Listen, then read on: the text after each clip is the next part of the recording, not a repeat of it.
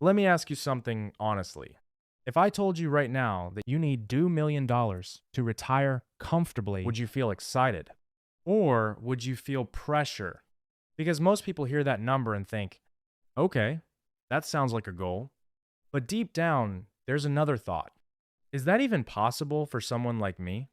And here's the truth that almost nobody says out loud. Almost no one actually reaches $2 million. Not your coworkers, not your friends, not even a lot of people who look successful online. So today, I'm not going to motivate you with fake numbers. I'm going to show you the real reality, the real people, and why this $2 million dream is so misleading. And by the end of this, you might completely change how you think about retirement. Somewhere along the way, $2 million became this magic number. You hear it everywhere. Financial advisors talk about it. YouTube videos repeat it. Retirement calculators push you toward it. And because it's repeated so often, it starts to feel like a rule, like something you're supposed to hit. But here's the problem. That number didn't come from your life. It came from models that assume you invest perfectly for decades. You never panic during market crashes. You always have extra money to invest. And life goes exactly as planned. But real life doesn't work like that. People lose jobs. They face emergencies. They support family. They go through ups and downs. So when someone says you need $2 million, what they're really saying is you need a perfect life. Now let's talk about reality, not opinions, not motivation, actual numbers. Most people close to retirement don't have anywhere near $2 million. In fact, a typical person might have something like $150,000 to $250,000 saved. That's it. Now compare that to $2 million. That's not a small gap. That's a completely different world. Even people doing better than average, many don't cross $500K. Crossing $1 million is already rare. And $2 million, that puts you in a very small group of people. So if you feel like that number is hard, you're not wrong. It is. So why don't most people reach it? It's actually not one big mistake. It's a combination of small, real-life factors. First, people start late. A lot of people don't invest in their 20s. They start in their 30s or 40s, and that delay hurts compounding in a big way. Second, income isn't consistent. People assume they'll keep earning and growing, but reality is different. Layoffs happen. Careers change. Income goes up and down. And during those times, investing often stops. Third, lifestyle increases. As people earn more, they spend more. Better house, better car, more comfort, and saving becomes less important. And fourth, emotions. When markets crash, people panic. They sell. They stop investing. And those decisions quietly destroy long-term growth. Now, let's make this real. Think about someone who works their whole life. They earn, they save when they can, they take care of their family, they deal with expenses like education, health, daily life. At the end of 30, 40 years, they might have $300K. Did they fail? No. They lived a normal life. Now think about someone earning a high income, maybe $100K or more per year. You would expect them to easily reach $2 million, but many don't. Because higher income doesn't automatically mean higher savings. Lifestyle grows faster than income. And at the end, they're left with far less than expected.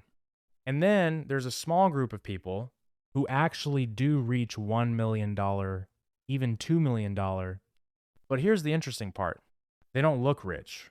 They live below their means. They invest consistently. They avoid unnecessary spending. No shortcuts. Just discipline over a long time. But even they often don't feel completely secure. Because money is not just math, it's emotion. Before retirement, people think, will I ever have enough? After retirement, the question changes to, what if I run out? And that fear is real, because now there's no income coming in. Every expense feels heavier. Every market drop feels personal. And suddenly, even a large amount of money doesn't feel like freedom. It feels like responsibility. So maybe the problem isn't the number. Maybe the problem is the way we think about it. Instead of asking, how do I reach $2 million? Ask something better. What kind of life do I actually want?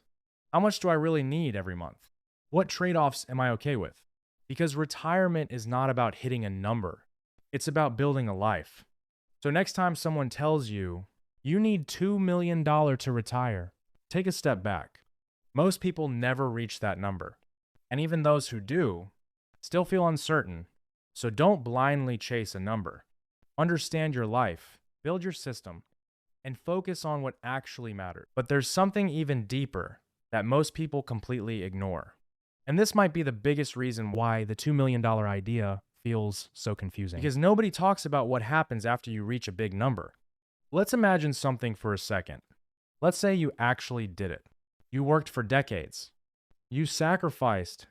You invested consistently. And now you're sitting there with $2 million in your account. Sounds like the end of the journey, right? But for a lot of people, that's where a new kind of stress begins. Because now your mindset has to shift. Before, you were in building mode. Now, you're in protecting mode. And these two mindsets are completely different. When you're building wealth, you want risk.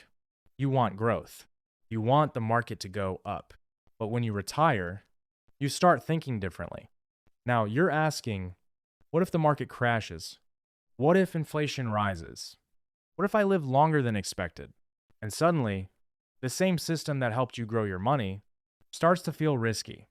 This is where a lot of people get stuck because nobody really teaches you how to switch from growing money, using money, and that transition is not easy.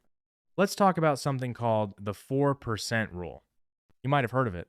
It basically says if you have a certain amount of money, you can withdraw about 4% every year, and your money should last for decades. So with $2 million, that's about $80,000 per year. Sounds decent, right? But here's the catch. That rule is based on past data. It assumes stable markets, controlled inflation, predictable outcomes. But the future is uncertain. Think about inflation alone. What costs $80,000 today might cost $120,000 or more in the future. Healthcare costs can rise. Housing costs can rise. Daily expenses can change. And suddenly, that safe number doesn't feel so safe anymore. And then there's another factor. Time. Nobody knows how long they'll live. Some people plan for 20 years of retirement, but end up living 30 years. That's a whole extra decade of expenses. And that uncertainty creates pressure because now you're not just managing money, you're managing time plus money together. This is why even people with $1 million or $2 million still feel anxious because the question is no longer, how much do I have? The question becomes, will this last my entire life? And here's something even more interesting. A lot of people who chase big numbers end up sacrificing their present life. They delay happiness. They delay experiences. They delay freedom, all for a future that isn't guaranteed. Now, I'm not saying saving and investing is wrong. It's important, but blindly chasing a number without understanding your life, that's where the problem starts. Because think about it. What's the point of reaching $2 million if you're too stressed to enjoy it or too tired to live the life you imagined? So maybe the smarter approach is balance. Yes. Invest. Yes. Plan for the future. But also ask, what can I enjoy today? What kind of life do I want now, not just later? Because at the end of the day, retirement is not a finish line. It's just another phase of life. And if you only focus on the number, you might miss the whole point. So instead of chasing $2 million blindly, start building something better, a system, a lifestyle, a way of living where you're not dependent on one big number, you're not constantly stressed about the future, and you're actually enjoying the present. Because the truth is simple. Money is important, but how you live your life with that money, that's what actually matters. And if you understand this, you're already ahead of most people.